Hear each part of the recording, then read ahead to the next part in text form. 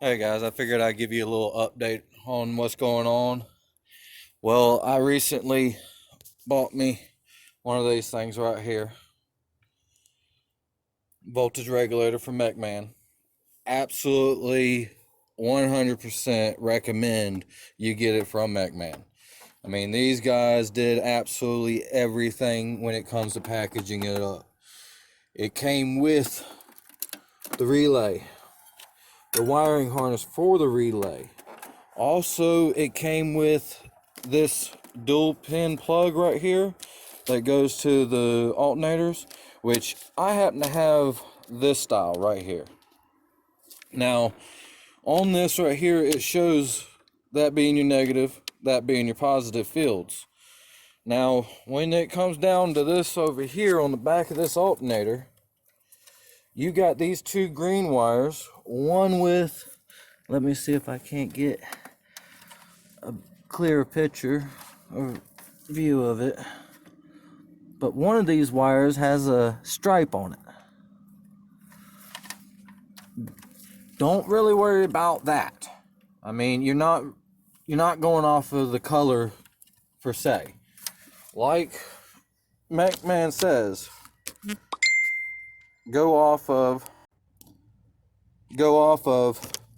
this, which being the back of it would be the farthest one away.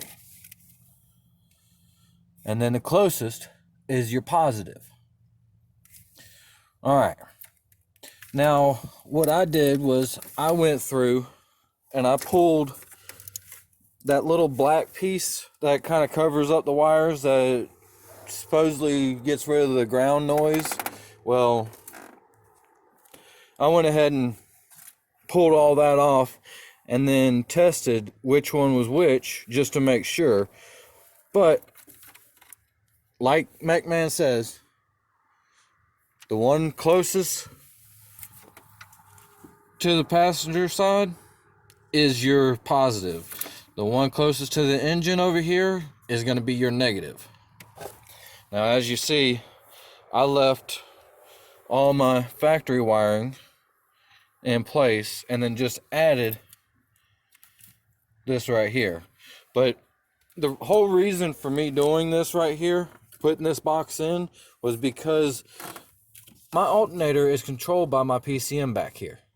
Well, this is the second PCM I've went through while doing this, so I said, you know what, I'm gonna have to get the, sorry about that, I turned the notifications off. But the main reason behind me adding this blue box is because my PCM was trying to overcharge my batteries. I normally, with factory setup and everything, I'm running around 13.8 when charging.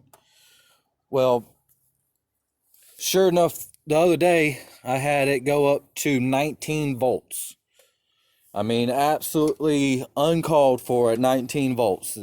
Talking about burning stuff up and just not good. But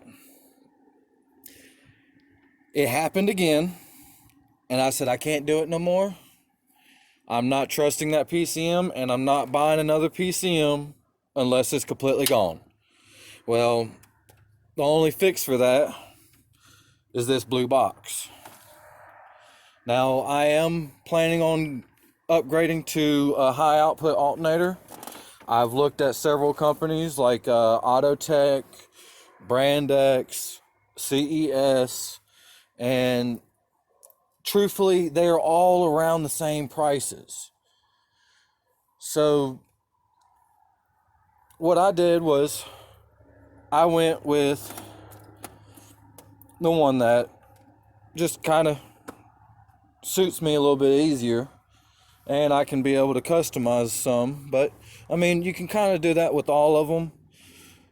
But like I said, I've found one for $335 with the custom color, and it's a 320 amp alternator. So that is going to be eventually right there. Now, right now, I have that hooked up and my knob right there, so that way I can adjust the voltage and everything. Let's go over this just a little bit, because I mean, see, it shows you here, you add your relay, and then this goes to your alternator, and then you ground your ground field. Well, on the back, it also gives you instructions on how to wire up your relay, which is that box right there. Now, I really recommend you running the wire they give you, or something just a little bit bigger. Do not run anything smaller, or you will burn stuff up. Now, I do have this remote wire right here. Actually ran to this wire right here that goes all the way up into the dash, and then it goes to that switch. Now, I'll go ahead and start her up, which, see, I'm at 12.6 now. Go ahead and flip that on.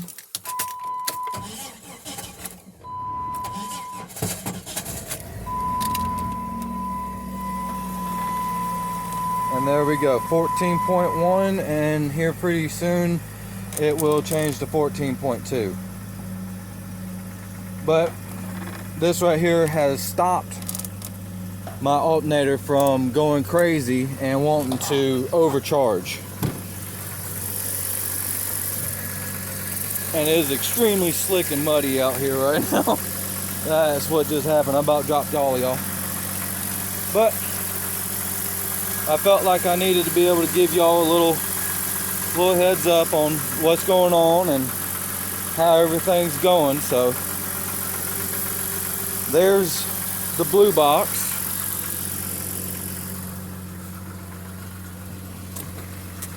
And like I said, there's what it's charging at now. It will get to 14.2. I've just got stuff that was on whenever it shouldn't have been, so, but still. Now, this is where I'm at so far with this.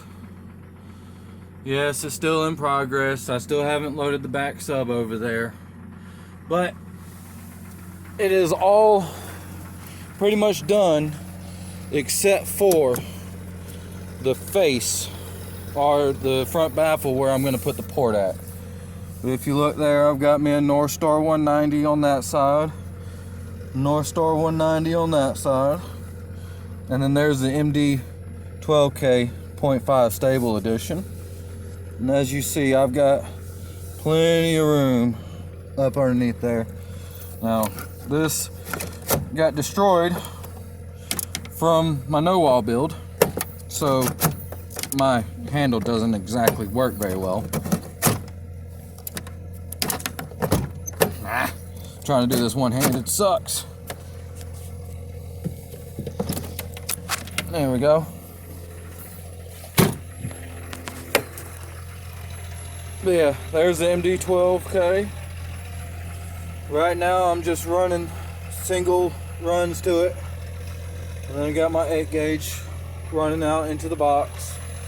Now I will eventually throw terminals on here, which is going to be nothing more than just a bolt with washers and nuts. So I mean, gonna go kind of cheap with it, which it still works, so no biggie.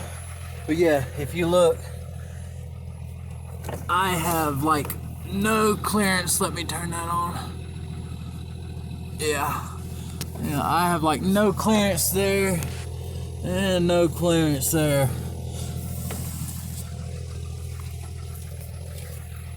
But there's my fuses there, running two 300 amp fuses, which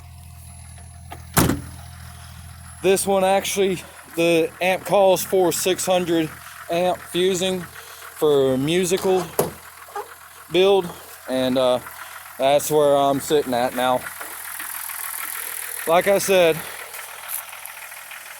it will all get eventually upgraded, and I will have it set up to be able to hold 1,000 amp burp whenever I'm in the lane. So figured I'd give y'all a little update, give you a little walk around.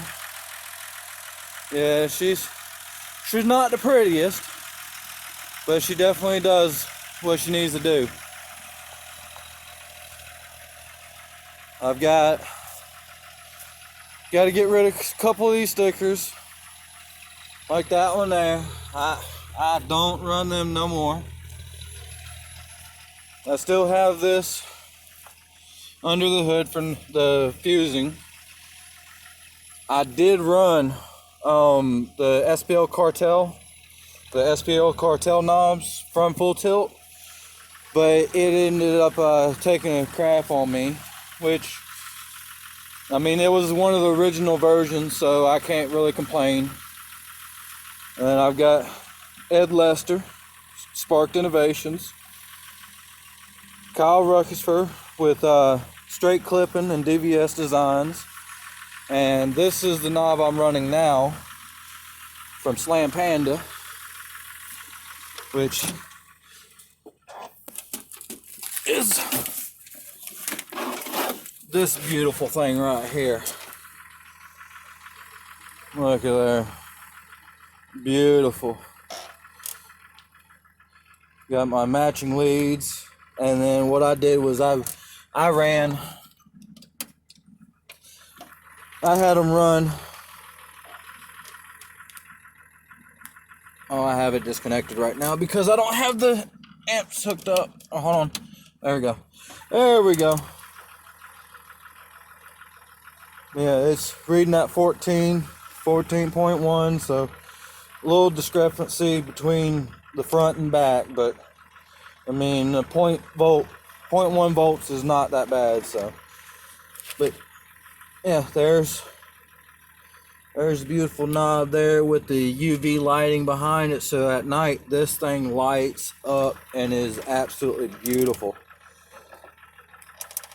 And as you see, it's got the switch on it, so it's one of the older models. I do plan on upgrading to one of the newer models, so that way I can do he's got a push button for your voltmeter and your lights. But yeah, I still got a lot of work to do. I mean, still got to build the face, run the other sub, and then address this roof. And hopefully I'll be ready to be at the high voltage show, which is coming up here April 1st or April 4th is when the high voltage show is, and that is located in Tennessee. Now I normally have all the shows and stuff that I'm attending and stuff, or plan on attending, on my Quality Audio Facebook page. Now, like I said, see that show right there, Team High Voltage show, awesome show.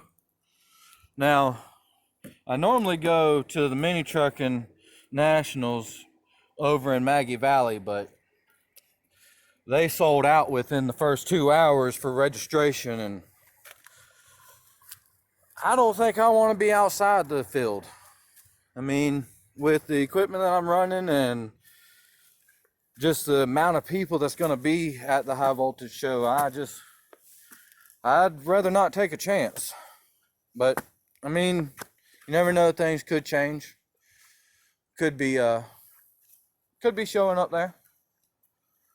But yeah, I've got quite a bit of work to do. Yeah, there's the baby right there. And I finally come up with a name for her. Pure Harmony. So I'm actually planning on doing a build log, and I'll do a playlist of all the videos that I make for it. and it'll be labeled Pure Harmony. So, well, till next time, bass on.